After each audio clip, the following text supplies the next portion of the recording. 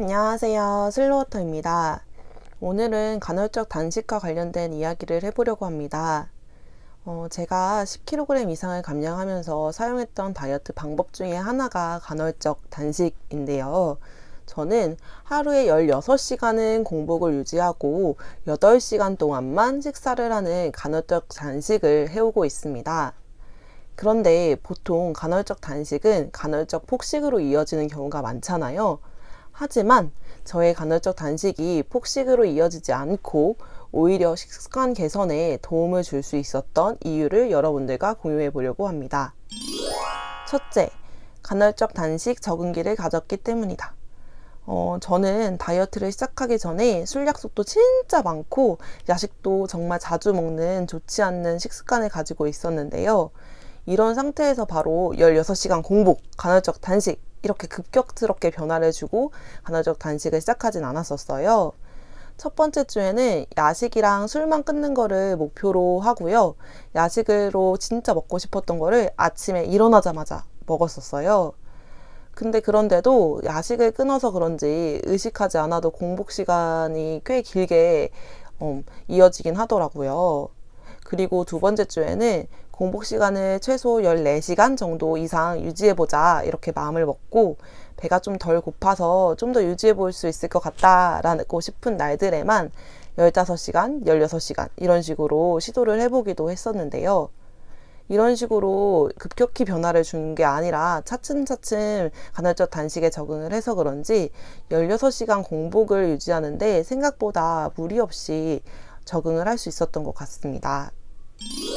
둘째, 간헐적 단식을 폭식의 기회로 삼지 않았기 때문이다. 어떤 분들은요, 간헐적 단식이 1일 1식을 하면서 먹고 싶은 피자, 빵, 치킨 같이 고칼로리 음식들을 양의 제한도 없이 마구 먹을 수 있는 다이어트라고 오해하시기도 하시더라고요. 그런데 저는요, 1일 1 폭식을 하는 이 방법은 정말 비추천이에요. 저의 간헐적 단식의 경우에는 제 식습관을 교정하는 여러 수단 중에 하나라고만 생각을 하고요. 하루에 2끼를 꼬박꼬박 클린식으로 챙겨 먹으려고 노력을 해줬어요. 그리고 이 클린식을 먹을 때조차도 제가 어느 정도 양을 먹을 때 포만감을 느끼는지 그 적절한 양이 어느 정도인지를 계속 찾으려고 노력하면서 식사를 해줬던 것 같습니다. 그러니까 나의 다이어트, 이퀄, 간헐적 단식이 되어버리면요. 하루 종일 언제 내가 밥을 먹을 수 있는지 시간만 체크하고 이렇게 되면은 또 먹을 거에 대한 집착이 심해질 수밖에 없고요. 그러면 또 이거는 폭식이라는 결과를 낳는 부정적인 결과를 초래할 수 있으니까요. 좀 더 큰 그림을 보시고 식습관을 개선하시겠다는 거를 목표로 삼으시고요. 식습관을 개선하기 위한 방법들 중에 클린식 먹기, 천천히 먹기, 양 조절하기 이런 것들을 같이 실천을 해주시면서 간헐적 단식도 나의 좋은 식습관을 만드는 방법 중에 하나다라고만 생각해 주시는 게 정말 좋으실 것 같으세요. 그러니까 간헐적 단식에만 너무 의존해서 이렇게 마구마구 마음껏 먹는 다이어트는 정말 금물이라는 거 말씀드리고 싶습니다. 셋째, 간헐적 단식을 너무 타이트하게 지키지 않았기 때문이다. 간헐적 단식을 하시는 어떤 분들을 보면은 밥을 먹을 수 있는 시간을 아예 11시부터 저녁 7시 이런 식으로 딱 정해 놓으시더라고요. 그런데 사람이 하루하루 일정에 따라서 갑작스럽게 약속이 생길 수도 있는 거고요. 야근을 하거나 밤샘 공부를 하면서 8, 9시, 10시에도 밥을 먹을 수도 있는 거잖아요. 그럼 저는 그런 날에는 다음날 11시가 아니라 좀 더 늦게 식사를 해준다든지 이렇게 식사 시간을 융통성 있게 조율을 해줬었어요.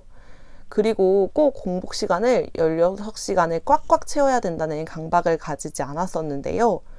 예를 들어서 공복 15시간, 15시간 밤을 유지하고 있는 와중에 배가 진짜 너무 고프다 이러면요. 그때는 그냥 먹었었어요.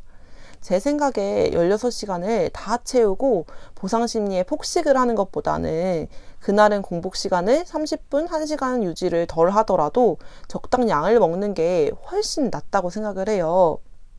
이렇게 시간에 너무 얽매이다 보면요. 한번 그 시간을 내가 지키지 못하게 됐을 때 내 다이어트는 망한 것 같고 망한 김에 더 먹자 하는 마음에 폭식을 하기 쉽더라고요. 그러니까 너무 자신에게 혹독하게 절제를 하실 필요는 없으실 것 같아요. 물론 저도 항상 느슨하게 했던 것은 아니었고요. 치팅한 다음 날이라든지 아니면은 살이 잘 빠지는 황금기라든지 이럴 때는 진짜 철저하게 좀 최대한 공복 16시간 이상을 지키려고 노력했었는데요. 이렇게 자신의 식욕과 좀 적당히 밀고 당기기를 잘 하셨으면 좋겠어요. 어떨 때는 좀 풀어주기도 하고 어떨 때는 철저하게 관리를 해주기도 하고 이렇게 하시는 게 간헐적 단식을 유지하는 데 정말 중요한 포인트가 됐던 것 같습니다. 네, 추가적으로 제가 간헐적 단식을 하면서 느낀 점은요. 사실 공복 시간을 몇 시간 유지하냐가 그렇게 간헐적 단식에 있어서 중요한 포인트는 아닌 것 같아요. 제가 생각했을 때 간헐적 단식의 키포인트는요. 소화기관이 실시간을 줘야 된다는 거였던 것 같습니다. 제가 생각을 했을 때요. 다이어트 시작 전에 저는 아침에 일어나서부터 먹고요. 저녁에 친구들 만나서 또 먹고 야식도 먹고 술도 먹고 이렇게 배가 불러도 쉴 새 없이 먹었었는데요. 간헐적 단식을 통해서 소화기관에 실시간을 좀 주면서요. 이런 안 좋은 습관들을 고치고 저만의 건강한 식사 패턴을 찾는데 정말 많이 도움이 되었던 것 같습니다. 여러분들도 자신의 생활 패턴에 맞게 12대 10이던 16대 8이던 24시간 단식이던 간헐적 단식을 시도해 보시되 절대 간헐적 단식에 강박받지 마시고요. 좋은 식습관을 만드는 수단으로만 간헐적 단식을 이용해 보실 것을 추천드립니다.